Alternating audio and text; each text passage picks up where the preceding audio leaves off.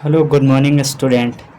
आज मैं आपके साथ डिस्कस करने वाले हैं इकोनॉमिक्स का पार्ट नंबर 2 यानी अर्थशास्त्र का फर्स्ट वीडियो बनाकर मैं आपके साथ पॉइंट टू पॉइंट इकोनॉमिक्स किसे कहते हैं, इकोनॉमिक्स का फादर ऑफ इकोनॉमिक्स किसे कहते हैं, इकोनॉमिक्स का टाइप क्या है, वहाँ तक मैंने आपके साथ कई सारे इम्पोर्टेंट क्वेश्चन जो कि एज ए कॉम्पिटिटिव लेवल के एग्ज़ाम में डायरेक्ट क्वेश्चन पूछ लिए जाते हैं, वो सारे क्वेश्चन हम आपके साथ डिस्कस कर चुके हैं।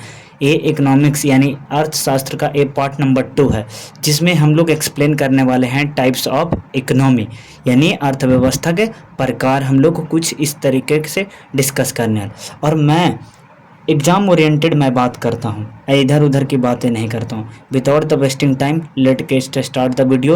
और एक रिक्वेस्ट और है आपसे कि यदि चैनल पर नए हैं तो चैनल को सब्सक्राइब करके बेल आइकन को प्रेस कर ले कि ताकि हर नए वीडियो का नोटिफिकेशन पहुँच सके। आज और मैं बता दूं कि जो यूट्यूब चैनल आपका जो यूट्यूब चैनल्स का नाम है वो GSGK स्टडीज़ यूट्यूब चैनल में आप लोग सभी को फिर से हार्दिक अभिनंदन मैं करता हूं। आज मैं आपके साथ डिस्कस करने वाले हैं अर्थव्यवस्था के प्रकार। इसको हम लोग बहुत यहाँ बाइलिंगुअल इसलिए थोड़ा बहुत रखते हैं जिससे कि कहीं ना कहीं हर मीडियम के बच्चों को ये कहीं ना कहीं नीड होती है, ये इन्फॉर्मेटिव वीडियो हो जाता है। कहीं ना कहीं इकोनॉमिक्स एक बहुत इंपॉर्टेंट रोल प्ले करता है ईच एंड एवरी एग्जाम्स के अंदर में बहुत, और नहीं भी आता है तो कहीं ना कहीं आपका ये जानना इकोनॉमिक्स के बारे में जानना बहुत इंपॉर्टेंट है। जिस तरीके से हमें अपने राइट्स यानी कॉन्स्टिट्यूशन को जानना बहुत इंपॉर्टेंट है, उसी तरीके से आज की डेट में हमें इकोनॉमिक्स की हमें समझ और हमें ग्रैपिंग या इंफॉर्मेटिव हमें होना चाहिए, इन्फॉर्मेशन होना चाहिए। तो अर्थव्यवस्था के प्रकार यानी इट मीन्स ये 3 तरीके के अर्थव्यवस्था होते हैं। वो कौन कौन है?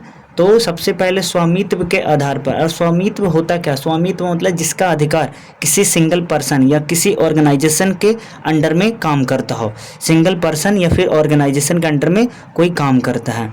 दूसरा क्या है? विकास के आधार पर अर्थव्यवस्था। तीसरा क्या है? वैश्विक अर्थव्यवस्था के आधार पर, वैश्विक अर्थव्यवस्था के आधार पर। अब सबसे पहले यहाँ स्वामित्व का आधार पर इसको मैं डिस्कस करूँ इंग्लिश में तो होता on the basis of the nature, यानी स्वामित्व के आधार पर, on the basis of the nature. Second है विकास के आधार पर, यानी it means on the basis of the development, on the basis of the development. उसके बाद है वैश्विक अर्थव्यवस्था, दैट मीन्स कि on the basis of the global economy. अब यहाँ तक तो हम लोग पिछले क्लास में हम लोग इसकी टाइप्स इकोनॉमी की टाइप मैंने डिस्कस कर चुका था। अब स्वामित्व की भी 3 टाइप होते हैं। स्वामित्व यानी on the basis of the nature के टाइप्स भी कितने होते हैं? 3। सबसे पहले पूंजीवादी अर्थव्यवस्था। इट मीन्स होता है कि कैपिटलिस्ट इकोनॉमी। सेकेंड क्या होता है? सामाजिक अर्थव्यवस्था। क्या होते हैं? सामाजिक अर्थव्यवस्था। It means socialist economy. और थर्ड होता है मिश्रित अर्थव्यवस्था। क्या होता है? मिश्रित अर्थव्यवस्था। It means mixed economy. स्वामित्व के आधार पर क्या होता है? पूंजीवादी अर्थव्यवस्था। It means capitalist economy. और सेकेंड क्या होते हैं? समाजवादी अर्थव्यवस्था, सोशलिस्ट इकोनॉमी। मिश्रित अर्थव्यवस्था जिसमें हम लोग बोलते हैं मिक्स्ड इकोनॉमी। अब देखिए हम लोग अब बात करने वाले हैं कि development on the basis of the development. It means विकास के आधार पर कितने अर्थव्यवस्था होते थे। इनका भी कितने होते हैं? टाइप्स 3 होते हैं। सबसे पहला क्या होता है? विकसित अर्थव्यवस्था। कौन सा होते हैं? विकसित। It means developed economy. उसके बाद होता है विकासशील। It means developing economy. अल्प विकसित यानी इट मीन्स थोड़ा बहुत विकसित, जहाँ पे कुछ भी अनएक्सपेक्टेड नहीं हो। अल्प विकसित बहुत नामात्र का। यहाँ पे बोलते हैं अनडेवलप्ड इकोनॉमी। तो हम लोग विकसित यानी डेवलप्ड इकोनॉमी के अंदर में कौन कौन से कंट्री आती है? तो जैसे USA, United state of America. जैसे विकसित कंट्री के अंदर में कनाडा आता है, USA आता है और ऑस्ट्रेलिया आता है। ये एग्जांपल्स मोस्ट इंपॉर्टेंट है, VBI है। एग्जाम पॉइंट ऑफ व्यू के अकॉर्डिंग तो आप याद रखेंगे USA, Canada, Australia is the developed economy का एग्जाम्पल्स है। याद रखेंगे विकासशील यानी इट मीन्स डेवलपिंग इकोनॉमी, इसका जो एग्जाम्पल्स है याद रखेंगे, ये भी इंपॉर्टेंट है। इंडिया और पाकिस्तान, इंडिया पाकिस्तान ये दोनों जो कंट्री है ये आपका डेवलपिंग कंट्री के अंदर में आते हैं, विकासशील कंट्री या विकासिंग के आधार पर आते हैं। उसके बाद अल्प विकसित मतलब नाम मात्र का, वहाँ पे बहुत थोड़ी बहुत है। अनडेवलप्ड इकोनॉमी, इस तरीके के इकोनॉमी के अंदर में कई सारे कंट्री आते हैं, उनमें से काफ़ी इंपॉर्टेंट है जो कि एग्जाम में पूछ रवांडा, क्या है Rwanda, Uganda, Sudan. Most important of examples of undeveloped economy, आप याद रखेंगे रवांडा, युगांडा, सूडान एग्जाम्पल्स जो है अल्प विकसित इकोनॉमी का एग्जाम्पल्स है, आप याद रखेंगे बिल्कुल, जो कि एग्जाम में डायरेक्ट पूछ लिए जाते हैं। अब हम लोग बात करेंगे on the basis of the economy, on the basis of the global economy. इसका दो टाइप्स होते हैं, दो टाइप्स कौन से? वैश्विक अर्थव्यवस्था के आधार पर दो टाइप्स के होती है, एक है ओपन और दूसरा होती है क्लोज। क्या होती है? एक ओपन होता है और दूसरा क्लोज। अब मैं आपके साथ डिस्कस करने वाले हैं, अब हम लोग डिस्कस करेंगे इसको 1 to 1 अब डिस्कस करेंगे कि पूंजीवादी अर्थव्यवस्था क्या होता है, समाजवादी अर्थव्यवस्था क्या होता है, मिश्रित अर्थव्यवस्था क्या है। फिर उसके बाद हम लोग on the basis of the developed economy के आधार पर विकसित और विकासशील, ये चीज़ें क्लियर हो गया आपको, तो ये बात करने वाले हैं। तो चलिए मैं on the basis of the nature के आधार पर हम लोग अर्थव्यवस्था, अब हम लोग बात करने वाले हैं स्वामित्व के आधार पर अर्थव्यवस्था, स्वामित्व के आधार पर अर्थव्यवस्था यानी it means on the basis of the nature यानी इट मीन्स स्वामित्व के आधार पर हम लोग कहीं ना कहीं अर्थव्यवस्था को फिर हम लोग फर्दर 3 टाइप्स में बांटते हैं, 3 टाइप्स में। अब तीनों टाइप्स को बहुत अच्छे से पढ़ने वाले, वो 3 टाइप्स क्या है? तो आप बोलेंगे पूंजीवादी अर्थव्यवस्था, जिसको हम लोग इंग्लिश में क्या बोलते हैं? Capitalist economy. समाजवादी अर्थव्यवस्था, जिसको हम लोग इंग्लिश में बोलते हैं सोशलिस्ट इकोनॉमी। एंड थर्ड मिश्रित अर्थव्यवस्था, जिसको हम लोग बोलते हैं क्या बच्चा? Mixed economy. तो सबसे पहले पूंजीवादी अर्थव्यवस्था के डिटेल एक्सप्लेनेशन करते हैं। सबसे पहले जो कि exam oriented point of view के अकॉर्डिंग मैं सारे के सारे मैं यहाँ पे नोट लेकर आता हूँ, जिससे कि काफ़ी कम समय के अंदर में आपको बेहतरीन और बहुत परफेक्ट नॉलेज मिल सके, इन्फॉर्मेटिव। सारा का सारा यहाँ हमारे यूट्यूब चैनल्स के अंदर में बहुत प्लेलिस्ट बना दिए गए हैं, ईच एंड एवरी सब्जेक्ट का प्लेलिस्ट बना रहे हैं, रेगुलर मैं बना रहा हूँ, जिससे कि काफ़ी आसानी से आपको इन्फॉर्मेटिव वीडियोज मैं आपको तक पहुंचा सकूं, और वो भी एजुकेशन से रिलेटेड मैं वीडियो हमेशा मैं रेगुलर फॉर्म में मैं कोशिश कर रहा हूं कि मैं दे सकूं। तो सबसे पहले पूंजी अर्थव्यवस्था का अगर मैं जनक की मैं बात कर लूं, पूंजी अर्थव्यवस्था का जनक कौन है? तो एडम स्मिथ। कौन सा है? Adam Smith. पूंजी अर्थव्यवस्था का जनक क्या है? Adam Smith. कौन जनक है? Adam Smith. अब पूंजी अर्थव्यवस्था के अंदर में होता ऐसा है कि कहीं ना कहीं किसी एक ऐसा जहाँ पे ऑन करता हो, एक पर्सन ऑन करता हो, या फिर किसी ऑर्गेनाइजेशन यानी किसी के ऊपर, जैसे ये मेरा पेन है, तो ये पेंसिल्स के ऊपर किसका राइट है? अभी एट ए टाइम मेरा, केवल और केवल मेरा है। तो मैं इस पेंसिल के ऊपर मैं ऑन कर रहा हूँ, इट मीन स्वामित्व अर्थव्यवस्था ये है। जैसे जियो जो कंपनी है वो किसके? तो मुकेश अंबानी का। तो केवल सिंगल पर्सन ही ऑन कर रहा है जियो कंपनी का, तो वो किस अर्थव्यवस्था के अंतर्गत? पूंजीवादी अर्थव्यवस्था के अंतर्गत आएगा। इस तरीके का पूंजीवादी अर्थव्यवस्था का अगर मैं फादर ऑफ कैपिटलिस्ट इकोनॉमी अगर पूछ लिया जाए तो जनक कौन है? Adam Smith. कौन है? Adam Smith. और पूंजीवादी अर्थव्यवस्था, इस तरीके के अर्थव्यवस्था को सबसे पहले अपनाने वाले कंट्री कौन है? तो यूएसए। कौन है? यूएसए। सबसे पहले पूंजीवादी अर्थव्यवस्था फर्स्ट देश अपनाने वाला कौन है? USA, United state of America. इस तरीके के कंट्री के अंदर में जो बहुत डेवलप्ड कंट्री होता है वहाँ पे कैपिटलिस्ट अर्थव्यवस्था होती है, कैपिटलिस्ट इकोनॉमी होती है, यानी पूंजीवादी अर्थव्यवस्था होती है। पूंजीवादी अर्थव्यवस्था का जनक कौन है? तो एडम स्मिथ। मैं आपके साथ अच्छे से एक्सप्लेन करने की कोशिश कर रहा हूँ जिससे कि आपको समझ, मैं बार बार रिपीट इसलिए करता हूँ जिससे कि आपको कहीं ना कहीं वीडियो में ही सारा का सारा each and every points clear हो जाए। एक पूंजीवादी अर्थव्यवस्था का ऑब्जेक्टिव्स यानी उद्देश्य क्या होते हैं? ऑब्जेक्टिव्स क्या होते हैं? तो कहीं ना कहीं लाभ कमाना, हमेशा हमेशा इनका एक विजन होता है, लंबे टाइम लॉन्ग विजन होता है पूंजीवादी अर्थव्यवस्था का। इसका ऑब्जेक्टिव्स होता है कि हमें मोर एंड मोर प्रॉफिट यहाँ से अर्न कर सकूँ। पूंजीवादी अर्थव्यवस्था देख पा रहे हैं, जियो ने शुरुआत में स्टार्टिंग में फ्री कर दिया, फ्री के बाद वो कहीं ना कहीं 49 का प्रीमियर लाया, फिर 149 का लाया, फिर ऐसे करते करते करते करते 100 गुना 500 गुना आज तक के डेट में कितनी सारे पैसे वो अर्न कर लिए और प्रॉफिट कमा लिए। तो पूंजीवादी अर्थव्यवस्था कहीं ना कहीं सिंगल ऑन करती है पर्सन। और इसका नियंत्रण, अब देखिए पूंजीवादी अर्थव्यवस्था का नियंत्रण किसके अंडर में होती है? तो किसी व्यक्ति या फिर ऑर्गेनाइजेशन, संस्था, किसी एक व्यक्ति नियंत्रण पूंजीवादी जो अर्थव्यवस्था है कौन कंट्रोल करता है? तो कोई एक व्यक्ति कंट्रोल करता है या फिर कोई एक ऑर्गेनाइजेशन कंट्रोल करती है उसके ऊपर। कौन सी अर्थव्यवस्था के ऊपर? तो पूंजीवादी अर्थव्यवस्था, इट मीन्स कैपिटलिस्ट इकोनॉमी के ऊपर कौन कंट्रोल करती है?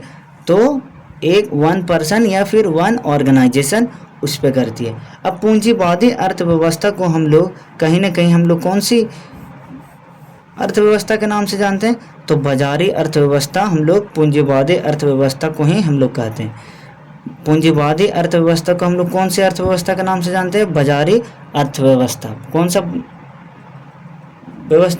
अर्थव्यवस्था? तो बाजारी अर्थव्यवस्था। अब हम लोग पढ़ने वाले हैं नेक्स्ट टॉपिक्स के ऊपर मैं चलने वाला समाजवादी या समाजवाद अर्थव्यवस्था। यहाँ पे अर्थव्यवस्था छूट गया, व्यवस्था केवल लिखा है, तो आप ध्यान देंगे यहाँ पे अर्थव्यवस्था होगी, ठीक है।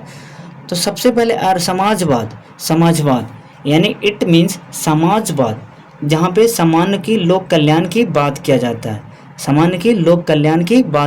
है, जिसको हम लोग इंग्लिश में बोलते हैं सोशलिस्ट इकोनॉमी का अगर फादर की मैं बात करूं तो कौन है? Karl Marx. जो कि कार्ल मार्क्स किस देश से आते हैं? तो जर्मनी से। कहाँ से आते हैं? जर्मनी से। कहाँ से रिलेट करते हैं कार्ल मार्क्स? तो जर्मनी से। तो समाजवादी अर्थव्यवस्था का ऑब्जेक्टिव, इट मीन्स उद्देश्य क्या है? तो सार्वजनिक लोगों की कल्याण। सार्वजनिक इट मीन्स गरीब, मीडियम और हायर जो फैमिली है उनकी बेसिक नीड और सब कुछ ज़रूरत होता है, ये सब का सब ज़रूरत होते हैं। सार्वजनिक कल्याण, लोगों की कल्याण, चाहे वो गरीब हो या मिडिल क्लास हो, सबका कल्याण होना चाहिए। उद्देश्य क्या होता है? कल्याण। समाजवादी अर्थव्यवस्था के अंदर में सार्वजनिक कल्याण होना चाहिए। यहाँ पे समाजवादी अर्थव्यवस्था को अपनाने वाली फर्स्ट कंट्री कौन सा है? तो आप बोलेंगे रूस। कौन सा है?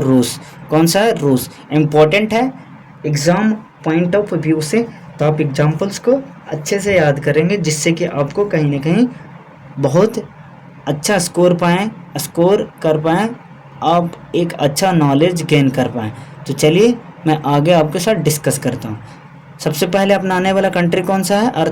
कौन सा समाजवादी अर्थव्यवस्था? तो रसिया, या फिर आप बोल सकते हैं रसिया या रूस।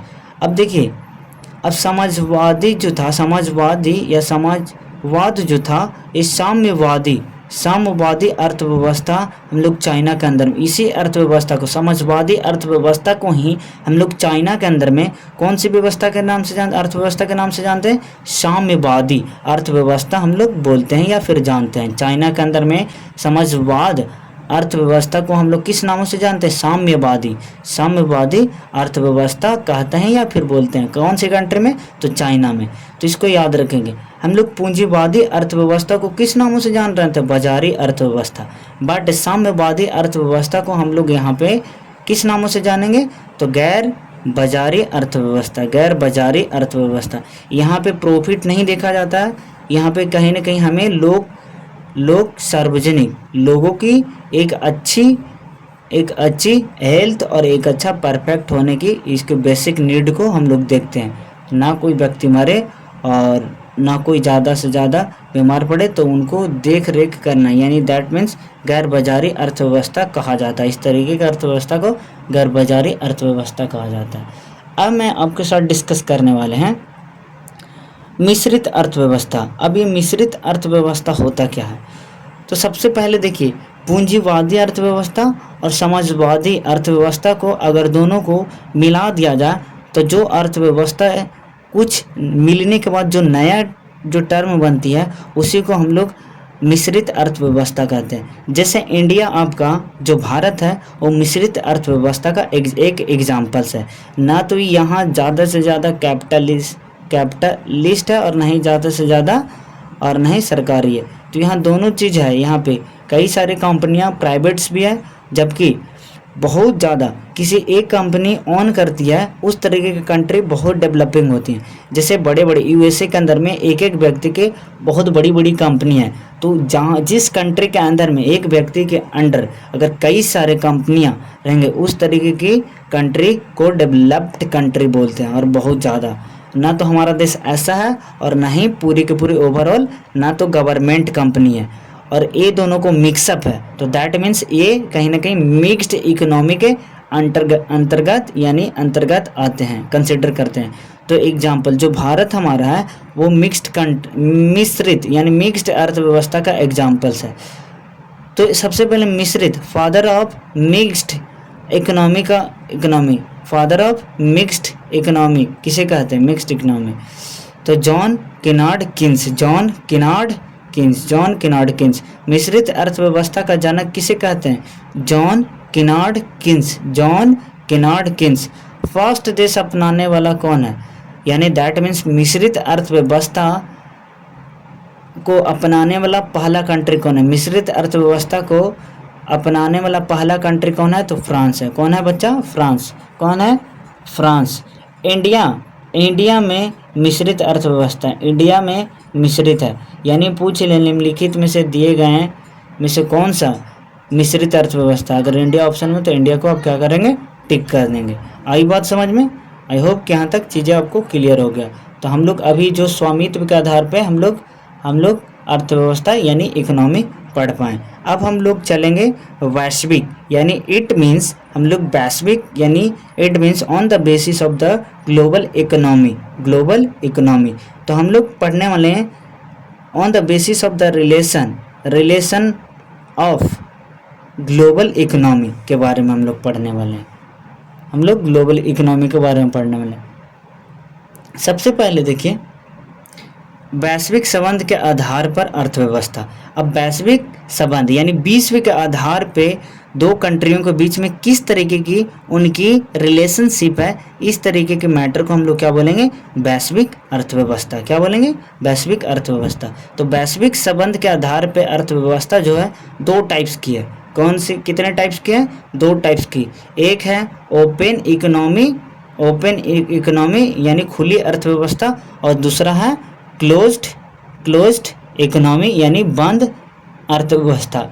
इस तरीके को हम लोग बोल सकते हैं। जैसे एक रूम पार्टनर यहाँ पे है, मान लीजिए एक रूम रेंट, एक हॉस्टल्स के अंदर में स्टूडेंट काफ़ी ज़्यादा कई सारे स्टेट और डिस्ट्रिक्ट्स के अंदर में रहते हैं। अपने घर से 1000 किलोमीटर 200 किलोमीटर 500 किलोमीटर दूर जब रहते हैं, तो अगर ये मान ली लॉज के अंदर में रहते हैं तो काफ़ी सारे बच्चे होते हैं एक रूम्स के अंदर में, कुछ इस तरीके से। अब ये अपना भोजन बनाने गया तो देखा कि गैस थोड़ा कम है, बनाते बनाते गैस क्या हो जाती है? पूरी की पूरी ख़त्म हो जाता है। तो ये पड़ोस वाले भैया के पास जाता है और बोलता है भैया देखिए ना, ये मेरा जो पार्टनर है उनको कॉलेज जाना था और अभी ही मेरा गैस समाप्त हो गया, क्या गैस दे पाएंगे आप? तो यहाँ बोलते हाँ भैया लेके जाइए ना, कोई दिक्कत नहीं है, आप जाइए और मदद लीजिए। ये तुरंत एग्री हो जाता है क्योंकि बच्चा कॉलेज जाने वाला है, अगर लेट हो गया तो ये भूखे चला जाएगा। तो ये इनका गैस दे देता है और ये पूरा अच्छा से बनाकर फिर वापस लौट जाते। ये तभी होता है जब इन दोनों लॉज के अंदर में इन दोनों व्यक्तियों जो रहने इस घरों के अंदर में रहने वाला व्यक्ति, इस घरों के अंदर में रहने वाले व्यक्तियों के बीच में जो रिलेशन है वो परफेक्ट और बहुत प्यार मोहब्बत भरी रिलेशन होता है, तब ऐसा संभव हो पाता है। अगर ये ऐसा नहीं रहे तो क्या यहाँ पे जब आएगा भैया आप सिलेंडर क्या दीजिएगा, तो क्या ऐसा रिलेशन, ये तुरंत कहीं ना कहीं कुछ बहाना ऐसा मारेगा, बहुत बड़ा बहाना, जिससे कि इस घर वाले व्यक्ति का मुंह बन जाएगा और ये दोबारा वापस देगा भी नहीं। क्योंकि रिलेशन ऐसा तभी परफेक्ट अच्छा हो पाता है जब दोनों तरफ से कहीं ना कहीं इक्वल बेसिक अंडरस्टैंडिंग एक दोनों को समझ होनी चाहिए, तभी ऐसा हो पाता है। जस्ट इसी तरीके से बेस्ड ऑन सेम कंडीशन, इसी तरीके से कंट्री के ऊपर भी बेस्ड होती है। एक कंट्री दूसरे कंट्री को मदद करता है। जैसे हमारे पास अगर तेल है तो हम किसी दूसरे कंट्री को दे पाएंगे।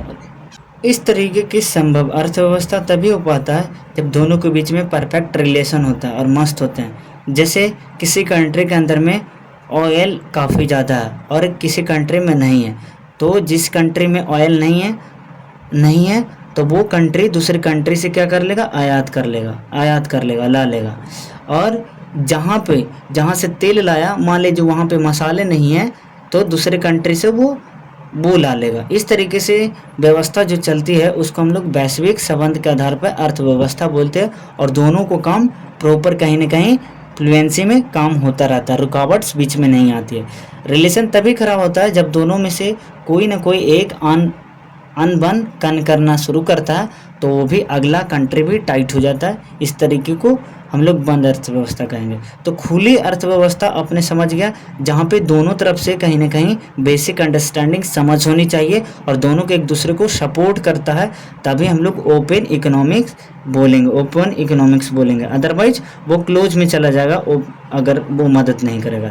तो सबसे पहले देखिए खुली अर्थव्यवस्था में होता क्या है, आयात और निर्यात बहुत आसानी से किया जाता है। खुली अर्थव्यवस्था के अंदर में आयात और निर्यात एक दूसरे से आसानी से कर लिया जाता है। कंट्री के अंदर में ये आयात निर्यात तभी होगा, आयात मतलब खरीद, निर्यात मतलब भेजना, आयात मतलब खरीदना, निर्यात मतलब भेजना, लाना और भेजना। इस तरीके के तभी पता है जब दोनों में समझ और बेसिक दोनों की समझ होनी चाहिए, नीड होना चाहिए। तो इस तरीके के एग्जाम्पल खुली अर्थव्यवस्था कहाँ है, तो सबसे पहले हांगकांग है। हांगकांग एग्जाम्पल क्या है, हांगकांग, और दूसरा क्या है, सिंगापुर। फर्स्ट क्या है हांगकांग और दूसरा क्या है, सिंगापुर। तो इस तरीके के दो एग्जाम्पल्स है जो कि अक्सर एग्जाम में पूछ लिए जाते हैं, तो आप एग्जाम्पल्स को याद रखेंगे, हांगकांग और दूसरा क्या है, सिंगापुर। हांगकांग और सिंगापुर जो आयात और निर्यात का बेस्ट एग्जाम्पल है, जिसको हम लोग कहीं ना कहीं ओपन इकोनॉमिक्स के अंदर में रखे। ओपन इकोनॉमी इट मीन्स खुली अर्थव्यवस्था के अंतर्गत रखा गया। अब सेकेंड हम लोग पढ़ने वाले हैं, सेकेंड यानी क्लोज्ड इकोनॉमी। क्लोज्ड इकोनॉमी के अंदर में वही सेम काइंड्स ऑफ थिंकिंग कि अगर हम दे रहे हैं, अगर हम एग्री हैं और अगेन जो हमारा जो अपोजिट जो पर्सन है वो अगर एग्री नहीं रहेगा तो कहीं ना कहीं चीज़ें अनबन कन होना शुरू हो जाएगा। तो इस तरीके का अर्थव्यवस्था को हम लोग कहीं ना कहीं बंद यानी क्लोज्ड इकोनॉमी बोलते हैं।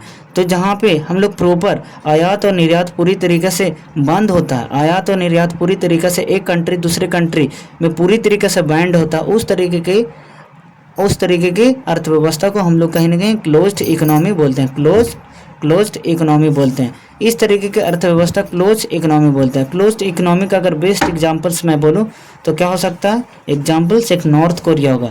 नॉर्थ कोरिया किम जोन, जहाँ पे किम जोन है वहाँ पे एक तानाशाह रहता है, तो किम जोन ये बोलता है ना तो हम किसी कंट्री से मदद लेंगे और ना ही हम किसी को मदद देंगे। तो इस तरीके के जहाँ पे पूरी तरीके से आयात और निर्यात पूरी तरीके से बैन हो, इस तरीके के अर्थव्यवस्था को हम लोग क्लोज्ड इकोनॉमी बोलते हैं। क्लोज इकोनॉमी, इकोनॉमिक्स नहीं, क्लोज इकोनॉमी। इकोनॉमी मतलब होता है अर्थव्यवस्था, इकोनॉमिक्स मतलब होता है अर्थशास्त्र। तो कहीं ना कहीं ये चीज़ें आपने यहाँ तक वीडियो यदि आपने देख लिया है तो वीडियो थोड़ी सी भी इंफॉर्मेटिव लगा हो या फिर कंटेंट वैल्यूएबल कंटेंट लगा हो तो चैनल्स को सब्सक्राइब करके बेल आइकन को प्रेस कर लें कि ताकि मेरा हर नए वीडियो का नोटिफिकेशन सबसे पहले आपको मिल सके। मैं उम्मीद करता हूं कि वीडियो आपको कहीं ना कहीं इन्फॉर्मेटिव और बेस्ट कंटेंट लगा होगा और कहीं ना कहीं बहुत अच्छे से मैं आपके साथ डील करने की कोशिश किया। अगर जो भी प्रॉब्लम्स आते हैं हमारे साथ में कहीं ना कहीं कम्युनिकेशन को लेकर आता है या फिर कहीं पे थोड़ी बहुत बेसिक अंडरस्टैंडिंग मुझे भी कई बार नहीं समझ में आता है, तो आप कहीं ना कहीं मुझे आप एक एज ए छोटे भाई या फिर बड़े भाई या फिर एज ए सीनियर समझकर मुझे एज ए कमेंट एक प्यारा सा करें, जिससे कि अपने आप में कहीं ना कहीं कुछ मैं खुद को क्या कर पाऊँ, इम्प्रूवमेंट ला पाऊँ, और इम्प्रूवमेंट ला के मैं आपके साथ डील कर पाऊँ प्रॉपर तरीके से। तो चलिए आज के लिए इतना ही, तब तक के लिए जय हिंद, वंदे मातरम। एक प्यारा सा कमेंट जरूर करें। चलिए मैं वीडियो को समाप्त करता हूँ।